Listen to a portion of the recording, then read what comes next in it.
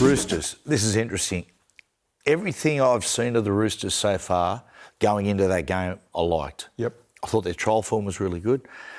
When their main stars, when they put, just watching their young guys play in that trial against Manly, they look fantastic, and I thought that's a good indication of what the whole club's been doing in the off-season.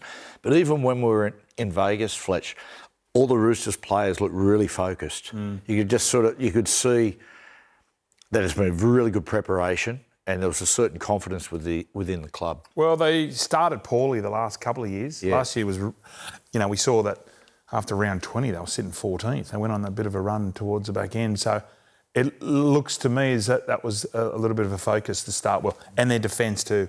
They're quite a mobile side. And they're all young. Everyone in the back row, like they've got Siwa Wong, who's going to be... Oh, he's a gun. Satili Tupanua. So they're all young kids. It was a good move. Tupanua played in the centres. Yeah. Put him in the centres. It was a clever move from Trent Robinson, given the fact that it was a narrow field. He can do all that sort of stuff, Tupanua. Sammy Walker, I thought he looked really good. Sammy Walker and Luke Keary, they've benefited from there being just loosening of that structure. Sammy Walker was sitting on next to us. He was sitting next to me and he's thickened out a bit. This is what... they've got a new strength and conditioning coach too, the Chooks. So, have they? Maybe... Yeah, he looks a little bit more... A bit more robust through because he's going to get targeted. Yeah. He's going to have back rowers running at him and Luke Keary all year. So I suppose it was a good sign for him. I was happy for him. And I'm really happy for Brandon Smith. Yes. So he and Victor, the Bash and Crash brothers. Yep. I thought they were like Victor. That was a superb performance from Victor. One of his best. But Brandon, just really good to see Brandon get off to a good start after an unsettled last year. Yeah, and he looks a lot fitter too. Yeah. The knock on him last year, and a knock on them all last year, I thought they might have trained a little bit too hard during the off-season. You start a little bit flat, and maybe they've gone the other way this year. Remember, like, a bit of an insight into the listeners and the viewers. Remember the off-season, how hard they used to be? Yeah. Like, these days, clubs, they train hard, but they generally train smarter. Yeah. Even through, like, it'd just be 400s, 800s, 10K runs, even through the season. Sandhills. If you had a cranky coach and you didn't aim up, you would be going to the sandhills. Shout out to you, Ricky Stewart. Like halfway through the year. That's right. Ruin your legs. You turn up, like sometimes you play on a Sunday, then you turn up to train on the Monday night and they got you running 400s. Yep. And you're thinking, mate, that's going to get them fit. Looking back in hindsight, it's just burning you out. Correct. There's an old saying I used to make up. Yeah, do it. You can't flog a dead horse. Can't flog them. Do you know what that means? You can, but it doesn't do anything. That's the whole thing. Yeah. Do I have to explain my saying? Yeah. Or you picked up on it? I've sort of picked up on it. Yeah. It's useless. It's fruitless. It is. Why do it? Why flog a dead horse? No, that's right. Wouldn't hurt him. Does nothing. James Tedesco. I tell you what, in a career at the Roosters where he's had a lot of blinders, it was one of his very best. Very best. Well, he was under criticism last year. Everyone was into him saying, oh, that's it. He's on old legs. Yeah. He did have an off-season for the first time in a long time. Was it a hard off-season or a smart off-season? I think it was smart. Certainly no flogging of said dead horse for Ted. No, he caught everything, didn't he? How good does he look? He was awesome. He was back to his end. Not overplaying his hand. Yeah. I think he's the first to admit sometimes he can get into first receiver and just sort of stymie their attack. The other one is Joseph Swali'i. Oh, gosh. And we saw him around quite a bit. What a nice guy. Yeah. Too nice for league. I can see why he's gone to union. Yeah. Speaks very, very well. Got all his teeth. Yes. He was, mate, you can see... Yeah, the rhapsody he's got, you can just see it now. What a powerhouse he's only 21, Matthew. He's going to have a bit of a headache, Trent Robinson, because Billy Smith was named in the centres. It was only I think it was only a precautionary that they've pulled him out with his hemi. So do you put him back to the wing? Because I thought he was brilliant in defence. Yeah, I thought he was too. Joseph, so... Yeah, very, very good. And Joey Manu. What do you say? That little pass around there. Might have a little touch forward. Might have been touch forward, but Fletch... We're in Vegas. Correct. You know, smoke and mirrors. Yes. Yeah. Just look over there, bang. No, Joey, he was very good as well. JWS still to come back into the side, so they've got plenty of depth as well. And as I said before, that trial game I saw where all the young guys played, they've got a lot of depth. Angus Crichton, Egan Butcher couldn't make the squad. Oh, yeah. So they've got a few back rowers coming. If anything goes down. Never-ending supply of juniors, you guys. Well, yeah, they are. They're juniors, obviously, and Spencer's a junior now. Clovelly. Righto, Fletch. Those 4 sides we've spoken about. If I told you, okay, if you had to have $100 on one of those teams to win the competition, who would it be?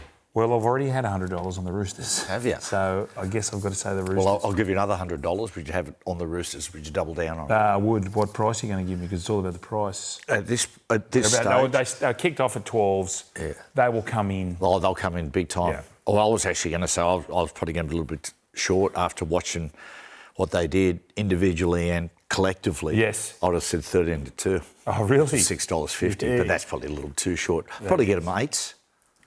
I like them as well. They would be into single figures now. Coops on that game, Roosters and Souths. I thought there was no Luke Keary. I thought it was going to be a challenge for Sandon Smith and also Sammy Walker. I thought, even though he left the field at one point, I thought it was a really important game in terms of Sam Walker's taking that next step in his career. Yep. I thought his King game was really good. Like, he scored 2 tries, right? And that's what we all look at. His connection with Tedesco on the right side put away Dom Young a couple of times. So that was nice and pretty for him. But I like the fact that his King game was arguably one of the best he's had in a long time. Most of his kicks landed in a difficult spot for Latrell Mitchell. And sometimes, Sam can sort of tap it or pop gun it a little bit short and give the fullback advantage coming forward. But most of the time, Latrell was catching that with the try line, a couple of metres away. So I thought he did the high percentage stuff great, but he also, his short kicking game for himself is better than anyone in the competition. It's like Langers, that sort of double kicks and things like that. Tedesco, did you see this season coming? Because it's great form, but for a guy without being disrespectful, at Teddy's age, when he comes out and returns to at his very optimum, then you say, okay, he feels slighted, or the criticism of last year, because I haven't seen him. I think I've seen him play better than he is at the moment. He's getting back to that. He's got his timing with his passes, that one for Dom Young, but he's also getting back to that pinball mentality. Yeah. Where you used to bounce off people, not lose pace, and keep breaking tackles. He's getting that running game back. This might be really weird, but I don't think Tedesco's trying to prove a point of having a below-par year last year. He had his first child in the off-season, and I think that perspective sometimes works really well or could work to a negative with guys playing at that level. But I thought maybe the off-field stuff's actually put him in a... Victor the same. Victor the same, just put him in a headspace that... there you go, struggling clubs. Get the players have some kids, you think? Perfect. You have 2 of mine. 2 of mine.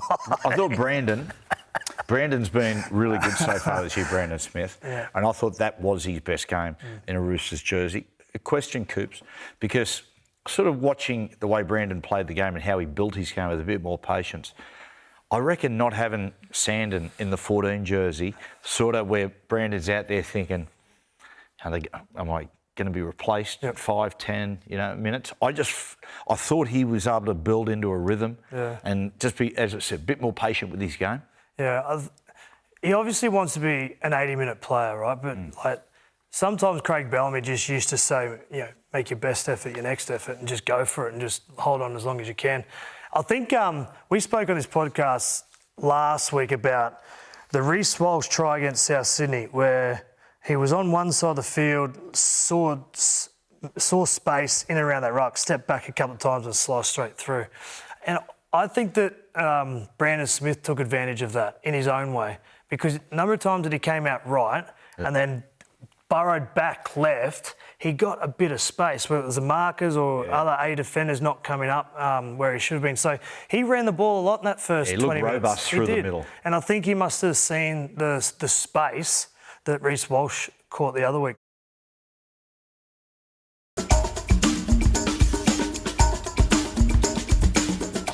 Just back on Sammy Walker for a second, just made sort of a bit of a note that I was watching the match. I think sometimes with young halves, Coops, you see them starting to mature by what they do on the neutral plays, or the plays basically where they get up there and they go, I don't really like what I see, And as opposed to just sometimes going, just to one of the big guys, just take one forward for me. Yep. They actually do something on that play, allow the play to go forward, but a low-risk play which will assist the following play. Yep. We used to call it Newcastle a play for a play. And there was a couple of times in the game he worked it really nice. One was about 10 minutes into the game, and he goes up in the advantage line. He sort of established himself there that he goes, well, I'm here now, but there doesn't seem to be anything on. And what he does, he just drifts across and does a little double drop-off. Yep. And you see, by doing that play, it actually pulls defenders from the other side of the field, and then they go back, they swing back that way, and it actually gave them a fighting chance on the play. But you know what I mean? Yep. Players, halves that can do things which will assist the future set, not just going, I don't like what I see, just take it up for me. Yeah, I think like the way that Sam likes to play, Sam likes to be touching the ball a lot as a half, and sometimes you can overplay. If you touch it too many times, it means that your forwards aren't getting forward momentum. But if everyone can understand and get on the same page as Sam, that's when he's in good rhythm, because he likes to catch the ball and then, I actually don't know what I'm going to do here yet. Nothing's on, 1, 2. Yeah. And then he'll get up again and have a look. Yep, okay, now we're on.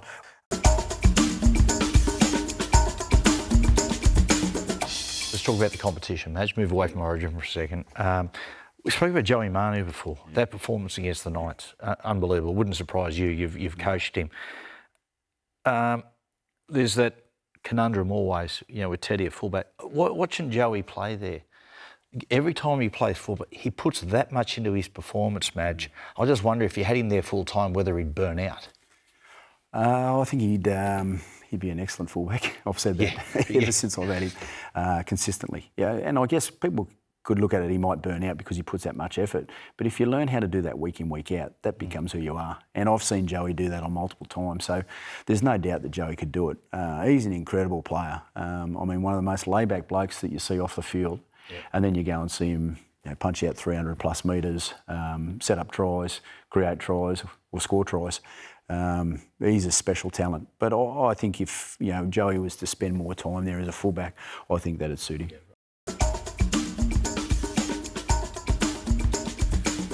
Coops, your old halves partner and your good mate Luke Keary, as we're recording this, tomorrow they're saying that he will announce that he's going to retire at the end of the season. What's it like playing alongside Luke? He's a competitive little bugger, Ipswich kid, Queensland, that's why he's made a fist of his footy career. Look, I think Keary has squeezed every little bit of juice out of his lemon in terms of his career and his ability and all those things. He is just a competitor. He is someone who's willing to work hard. And for one of the littlest guys in most of the games he plays, he holds his gloves up every time. He never takes a backward step. And I think he's gained a lot of respect by the teams he's played with, but even the teams that he plays against, through the way he goes about it. Just really tenacious, hard-working, and plays the game hard for a little guy. I think he's been a great player. Yep. I love the way very he's gone influential about at the his Roosters. work. Yeah. So what he has done since arriving at the Roosters, very, very influential on their career. Ask Trent Robinson about him. He says that he was a very important buy-in. I think it was 17 his first year. Yeah. Because, he's won 3 grand finals. Oftentimes people forget won a grand final with Souths, won their grand final.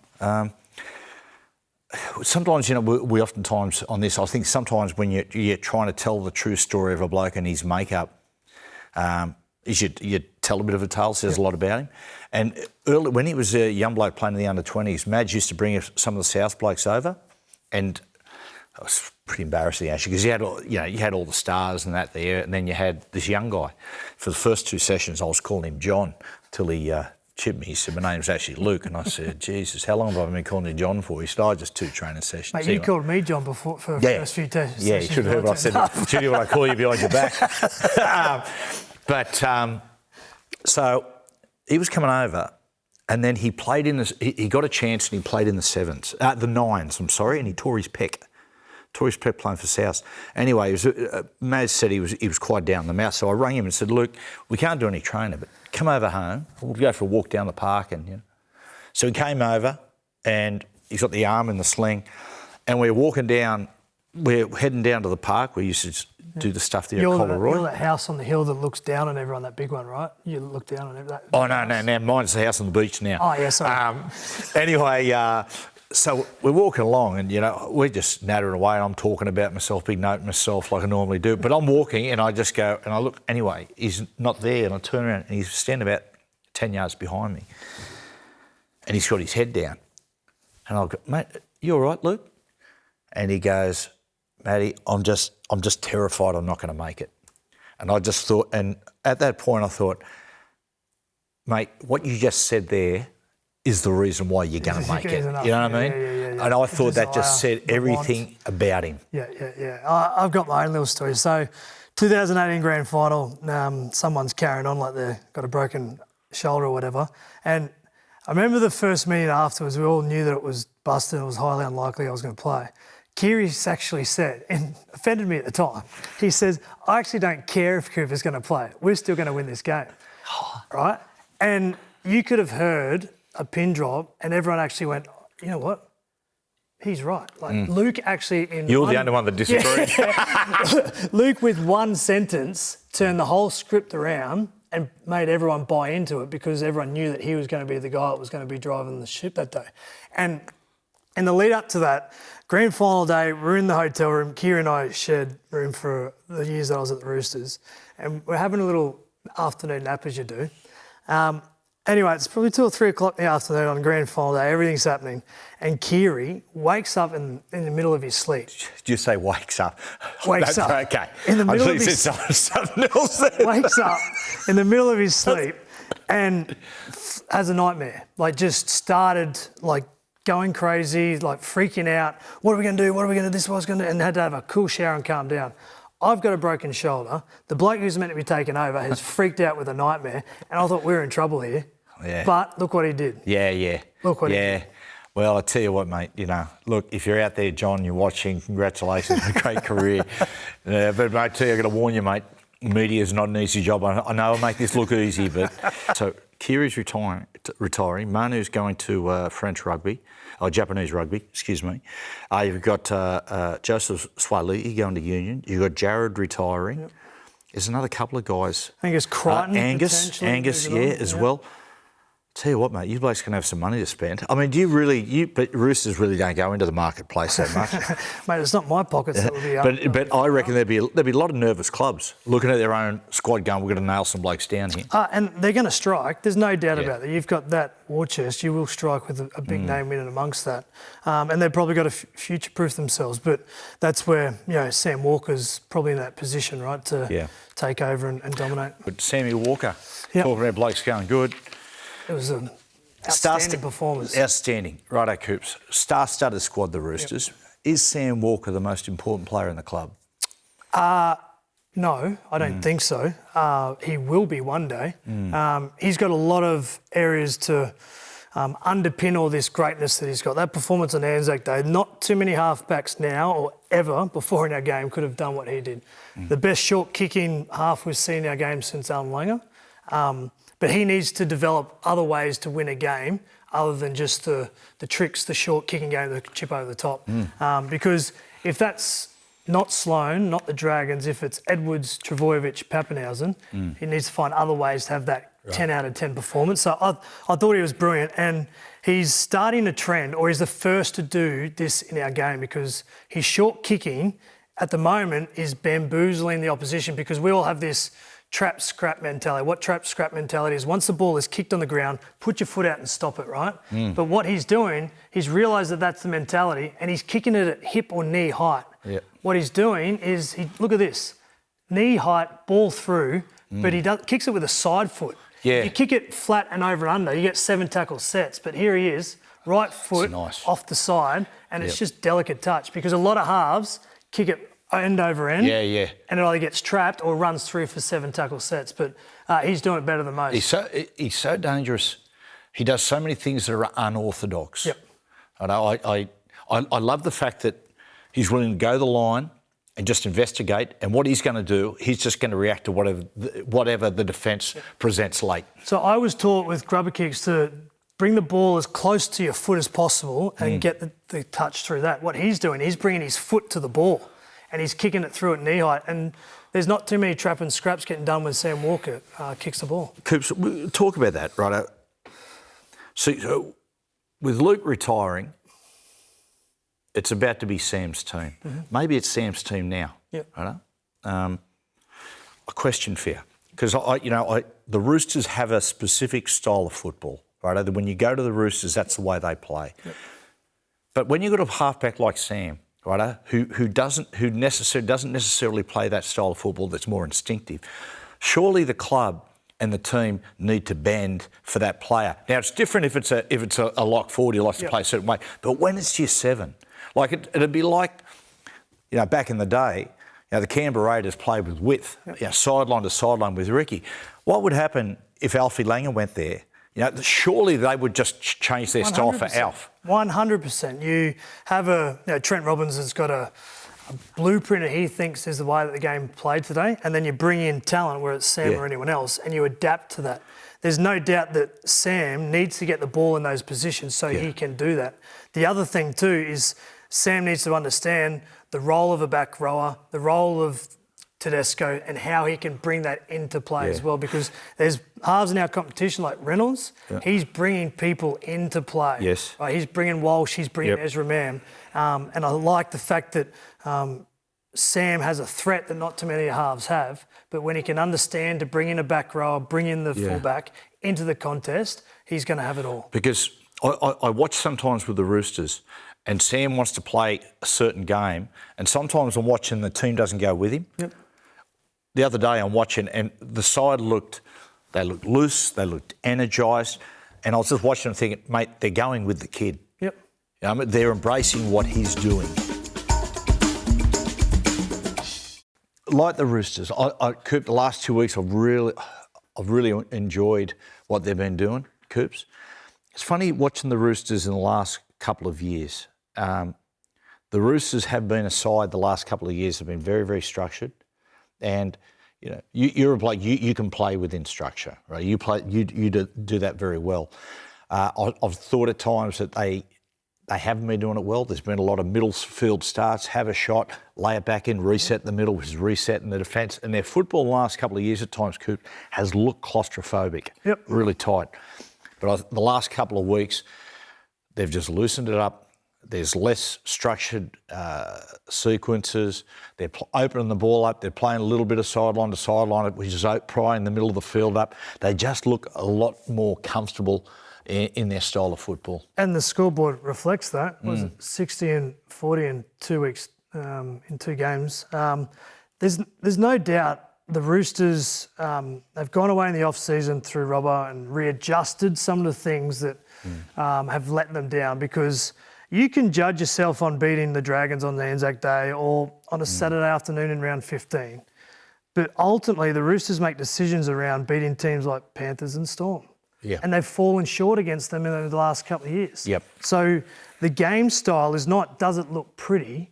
The game style is, does it win you a grand final against the best defensive teams? Yep. That's the way that anyone who seriously wants to be successful in this game should judge their attack, or vice versa defensively. Can you stop the Broncos or whatever it is? So, look, the test will be when they start to play those two teams at the back end of the year. One of the things I liked about them, Coops, is, if we go back, right, just about how their football's evolved a little bit. 2020 in the COVID years, early in that season, they're playing nice and loose. They weren't, how can I describe this? They weren't always trying to set up for something, work to a point on the field to put something on. One of the biggest threats they had during that season was just simply their middle forwards and their late footwork. I remember they played a game against the Dogs, round 5, 2020.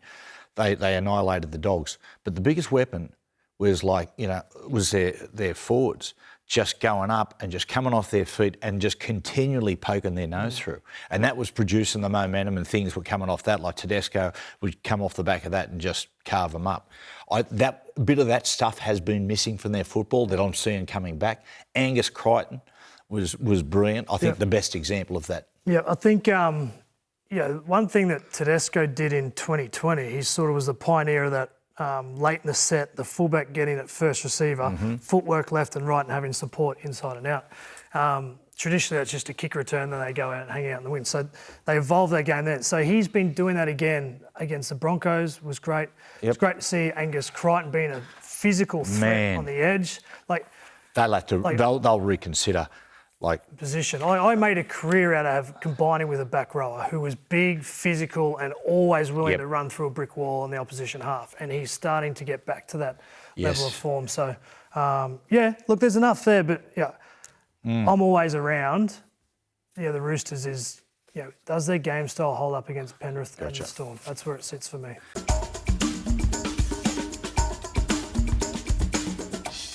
Let's have a talk about the Roosters from a couple of aspects. Firstly, how good you blokes are playing at the moment. You're on the coaching staff there. I'm not doing anything with it. I thought so. I can see how good they're playing. Mate, I haven't been in there for the last month. They found a really good balance, the Roosters, in between sticking to their principles and way they want to go about things, but individual ingenuity has been added another layer on top. So Sam, on the weekend, looking over and recognising, mate, just put that 50-metre cross kick over. Don't know if he does that last year. Joey Manu, and we've spoken about, how does he get in the game as a centre? Well, now you can see he's just having a look going, right, I'm going to wander in. There was a couple of times that I just loved the fact it was like Miles and Meninga or Kenny and Steve Ella. Is that he went, right, I'm going to move out the other side of the field and I'm going to combine with Joe Suoliki. It was Tedesco's try. He basically played as a second layer fullback. Swung around the other side, beautiful pass to...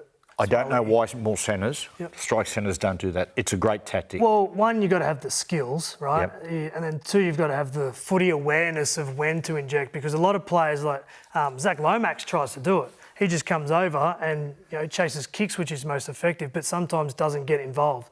Last thing you need to be doing is turn the ball over and then they zing it back to where you were. Joey's got footy IQ, but the pass that he played off that scrum to Sam Walker, not too many centres can do that type of blind pass. Blind pass, beautiful. Yeah. The other thing too is I like the balance of Tedesco's doing his roving best now. He's back through the middle, pinballing, creating havoc.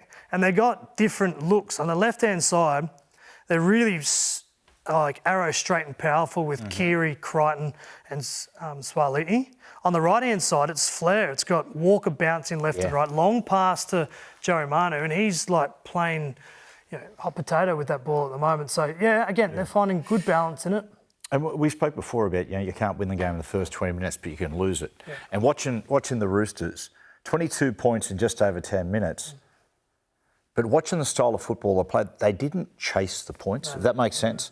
There was a set, we've got it here, it was leading up to a Crichton try, where before this we've seen a couple of other inside balls, but this whole set, even though they're leading 16-0, has been very much just inside balls, designed about not necessarily scoring points, but burning the opposition out, burning those Warriors' middles out. Then all of a sudden, at the end of the set of 6, Luke puts a little dink through and results in a try. That's a bonus. Yep. It's just an example about, it's getting your football right. Yep. It's having that attitude that even when they're 16-0 up, this is how we're trying to build the game. So the idea around that is by turning the ball back in the middle, you are creating fatigue in the opposition's middle defenders, right? So the middle defenders here are making 4-5 tackles in this set. Yep. And then at the back end of it, when Keary goes to the line to kick, they're tired. They can't put pressure on. He goes all the way in the line and gets a kick on. And there's no doubt that Penrith have played this style where they turn players back through the middle, putting fatigue in the middle defenders, which ultimately gives a lot of space for your creative players to do their thing. Dave Fafita to the Roosters. How do you see Dave operating with, because no Keary next year? Sam's an unorthodox halfback that I don't necessarily see him, at the moment, striking great relationships up with edge back rowers. So that thing's going to be a challenge for Robbo trying to manoeuvre it in. I'd give you my opinion on Dave. I think if Dave gets enough miles in his legs and his lungs during an off-season, I actually think his best football will be through the middle. Yep. For the future, you're saying? Or you're saying do it for a period of time to get the miles in your legs? No, I think if he has a good pre-season and gets his fitness up, I think his best football will sit in the middle of the field. He gives him simple ball. And a lot of Dave's best stuff is just give me early ball, let me just go. Yeah, I think differently. I would love to play with the back row like David Fifita. Yes, see, that's the thing. I know you do, but it's finding he and Sam. Do you see he and Sam forming that combination? Well, they have to, 100%. It's got to, whenever, it doesn't matter what type of player you are, you've got to find the right balance to complement one another in terms of combination. Mm-hmm. Dave Fifita is the prototype back rower. Big, powerful, hard to handle one-on-one. Okay, so what do we need to do? Create a lot of one-on-ones for him. One thing that Sam needs to improve, in my opinion, is creating one-on-one for line running back rowers. But the other thing he does better than most is the way that he drifts across the field and gets other players to chase him, and a ball back inside for someone like Fifita could just be all they need, because the dynamic footwork and the tackle breaking ability that he has. So again, it's not always play direct. Yeah. It's like, let's mix this up a little bit. We've spoken about kick out and what he's doing, right? He's starting to put early ball, short passes in the line, turning balls back underneath. That's the evolution. And Sam, to be the best halfback in this competition, needs to evolve and grow as well. Some of you think Angus Crichton came out and said, I'm not going to basically sit behind Dave Fifita waiting for a chance.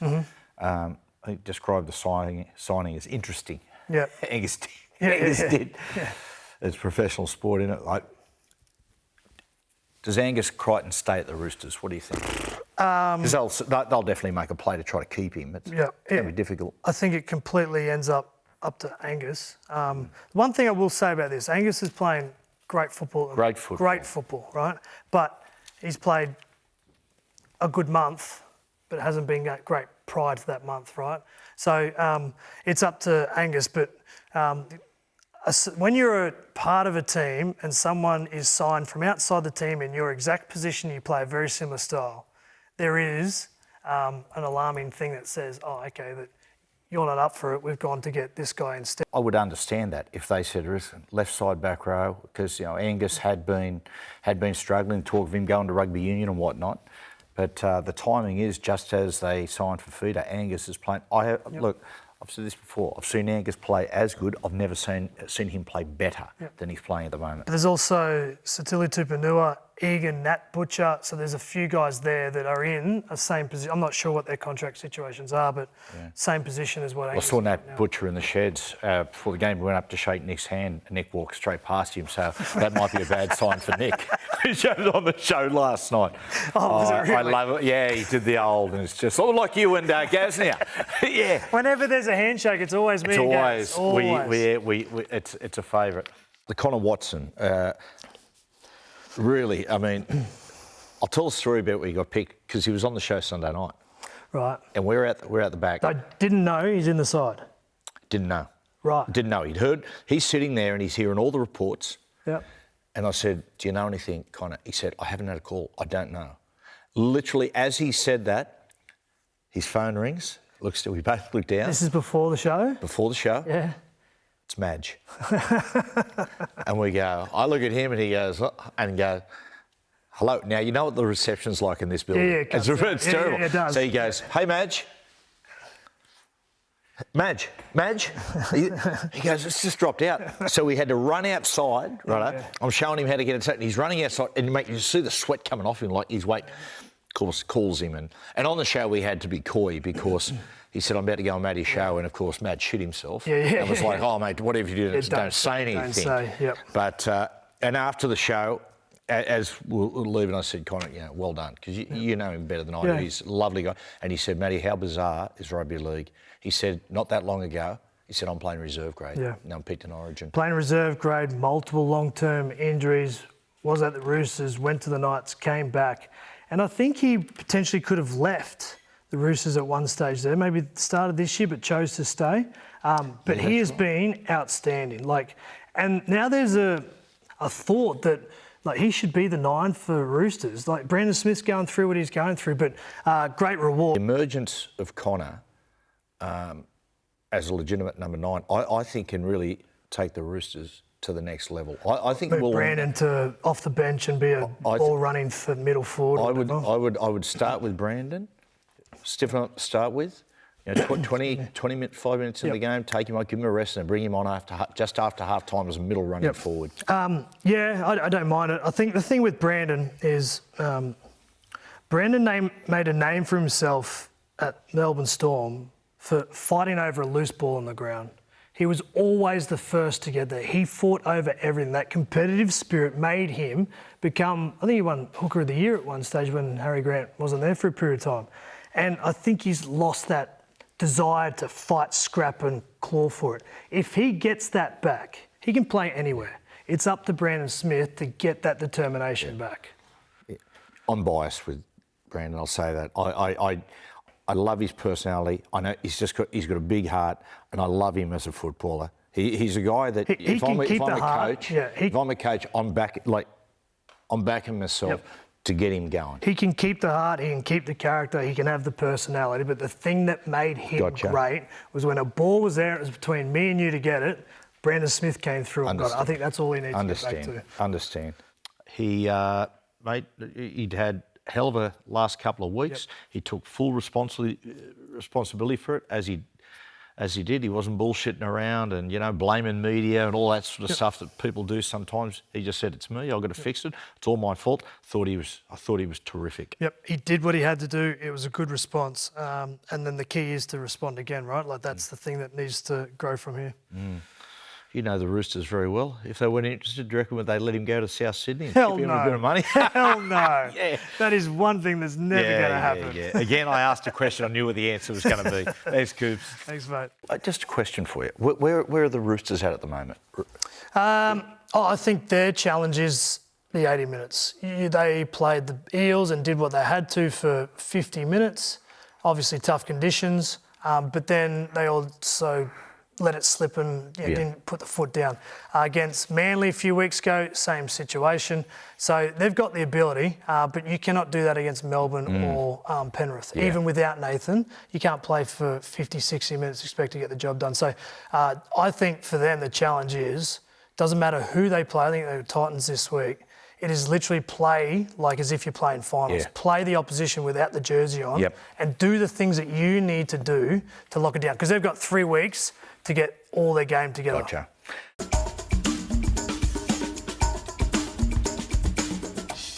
Coops, we'll have honest conversation about the Roosters.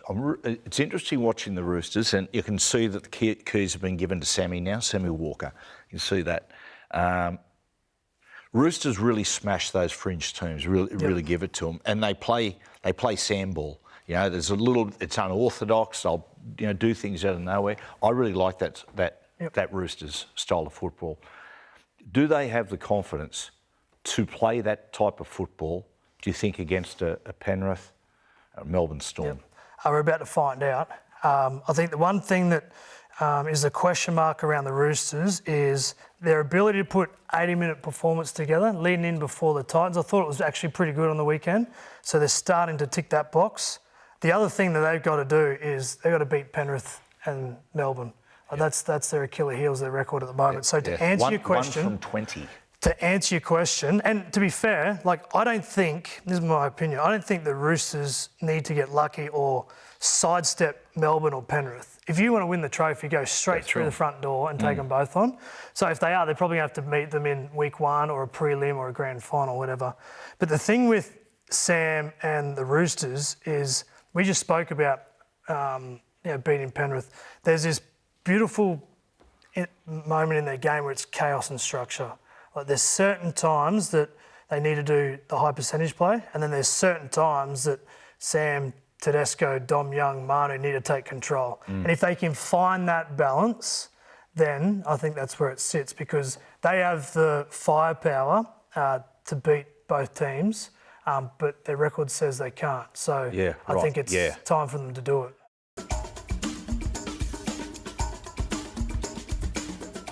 Coops, Roosters Sunday, it was nothing short of a disaster. I've really seen anything like it. Sammy Walker, ACL, Brandon Smith shortly after ACL, Victor Radley, scapula, similar to the one you did, shoulder. So he's going to delay surgery, but unsure if he'll be back. Nat Butcher, HIA, he'll be okay. But they went from being genuine contenders to now sort of a question mark with some of those. But like in terms of their performance on the weekend, like I think even before Sam Walker went off injured, like some of their play, particularly their attack, was very sideways. It was pass, we're going to score. Yep. So they was looking for shortcuts to start with. But I think sometimes you got to find where the glass half full approach is to that, because Keary, in my mind, he did it in 2018. He's done it for a couple of times where he's been the 7. He's got it in his kit bag. So there's going to be a test on the senior players, big time. Cooper, it's funny when you said that. Let's go back to their attack a little bit. It was funny. I see the Roosters occasionally. They get out in the game and their attack gets very flowery. As you said, sideline to sideline, that they've got an idea in their head how they want to play, but it's not really suiting the game, if that makes sense. Yep. There was a little bit like an example, particularly in the second half, like Terrell May, he was standing in the middle of the field. Now, Terrell May, in my opinion, is a bloke a little bit like Spencer.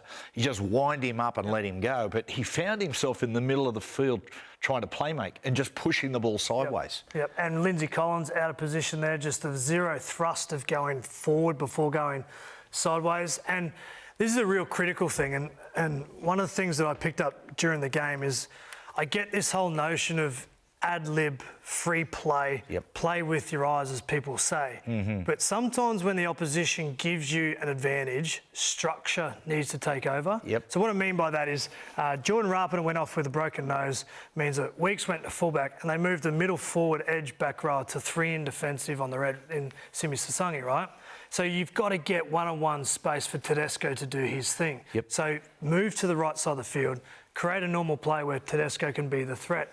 And then when Whitehead goes off for 20 minutes, like you've got an opportunity that a middle forward is going to be standing next to a middle forward. And that is the opportunity to go, okay, the whole eyes up approach, it's great, it's cool when it works, but you know what? Let's move 2 plays to the right-hand post and let's get speed and indecision around these 2 guys. So I thought they were frantic to start with and never really reset that approach to, okay, the opposition's given us something here. We need to go away from this frantic free play and go, you know what, we're going to be a little bit structured here for the next 10 minutes because the team, the opposition's given us an advantage. It's funny, Coops. Yeah, that makes perfect sense. Forget about all this other stuff. That's our target. That's where we go. Set up play to there. It's funny with the Roosters. Their natural game seems to be the sideways game, and it takes them a lot of discipline to sort of get back and start to drill the middle. Can I make a suggestion? What would I do? What I would do, and you will. But what would you do, Matty? Thank you, and I'm waiting for you to push back on this, which I know you will. What's this going to be? If you've got a situation here where, look, you're losing Brandon for punts through the middle. You got Sammy Walker, who he was taking over the team. So you need to play a little bit different. I think if they try to play too structured and a little bit too sideways, nothing's going to happen. I'd put Joey Manu at 6. I'd put Keary at 7. I'd either put Sandon Smith or Dockett Clay in at 9. I would keep Connor Watson at 14 and bring him onto the field. I think the best avenue for them to beat the top teams is Manu and Tedesco, just 1-2 punch through the middle. Yeah, look, I'm not sure what they'll do, but from my position, I think Luke Keary's got it. Luke Keary has got that. We've spoken about, some of the great halfbacks have spirit, they've got presence. Luke Keary's got that at the Roosters. So give him the responsibility of running the side and let the other guys fall into place, as opposed to trying to be a bit of yin and yang and work through it. At the end of the day, you're missing some top-line players. Get talent in the team and work out everything else around it. But the key players to the Roosters will always still be the same. It's the leadership of Tedesco, Keary, Hargraves when he comes back. But they can't sidestep any challenges ahead. They've already got a poor record against Melbourne and Penrith. What was probably going to be a home final against maybe Penrith is now potentially going to be an away final against Penrith. So you've got to stare it in the face. Roosters and Penrith. Roosters... they've lost the last 9 times against Penrith. Okay, you tell me how the Roosters going to win this. How do they change their formula so it's not 10 losses in a row? Yeah, see, I think most people will automatically think to scoring points, and I understand that. That's the way the game's got to score more points than the opposition. But I think they need to have their best defensive game of the season. I know with Walker out, Brandon Smith out, they lose a lot of that scoring instinct play, but they actually are a better defensive team with the players that come in. So I think it's the best defensive performance of the year might give the Roosters a chance. I thought... What'd you make of them? I thought emotionally, I thought they were left in the barriers. Yeah. That's, you know, and oftentimes people will say to you, sports psychologists will get there and say, you know, before games, you just got to keep yourself nice and calm, well balanced. I disagree. Sometimes, you know, we use that analogy of a heavyweight boxer. Like you're pumped up, you walk out in the ring, and then one of them just throws a jab and hits you in the nose and your eyes water. Yeah. It was almost like that. Like Fisher Harris and Leota, it's like they got together before the game and said, this is our last roll together. Yep. Let's do this. And just walked out there and threw the first punch, and it put them on the back foot. Before we have a look at the first set of 6, easy to say in hindsight, but at the time, I know Spencer comes off the bench regularly. Yep. But Spencer really, mate, he spoke through the week with a lot of intent. And given the fact that finals, it's so essential to be up emotionally, I thought he should have started to match him, to match those, the Leota and Fisher Harris. And to not get on the field until it was 22-0, you actually, his first run, he looked quite deflated. You can imagine him, he's pumped and he's watching going, try. Yep. Yeah, I get that. But then sort of leading into the game, you're thinking, okay, how can we win this? What has Spencer done? Like his performances in Origin were devastating off the bench. Maybe the concept was that, you know, if you can hold that game tight and Spencer comes out, starts skittling defenders, gives a little bit of momentum, but hindsight's a big thing, of course. Right?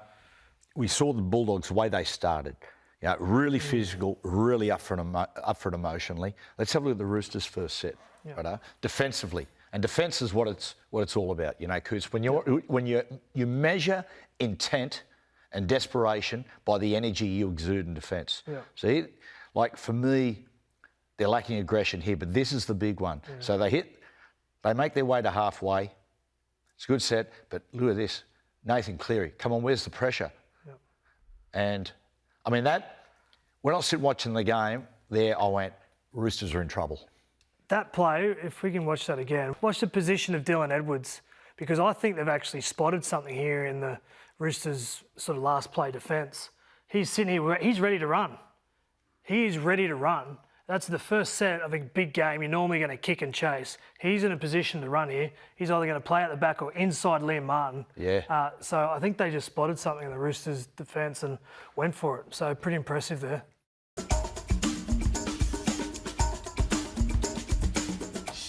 Coop Tedesco, he's played some great games for the Roosters, but in his 250th, it was one of his very, very best. I'm saying top 5. It was that good. Obviously, milestone for him. The club under a bit of pressure in a must-win game for them. I'll tell you what, he delivered. And he didn't do anything out of the box. He just did, like, all the little things, just super fast, super aggressive, faster than the opposition. Yeah. And that pinball mentality, it was a captain's knock when the club needed it. I thought it was, a very, very good performance. It's really funny, isn't it, Coops? When you have it reminded me of one thing. We've spoken before about sometimes you pick a team which necessarily might not have the best players, but he's going to necktie a team to how they should play. This one's the opposite. This one's like, okay, who's our most important individual?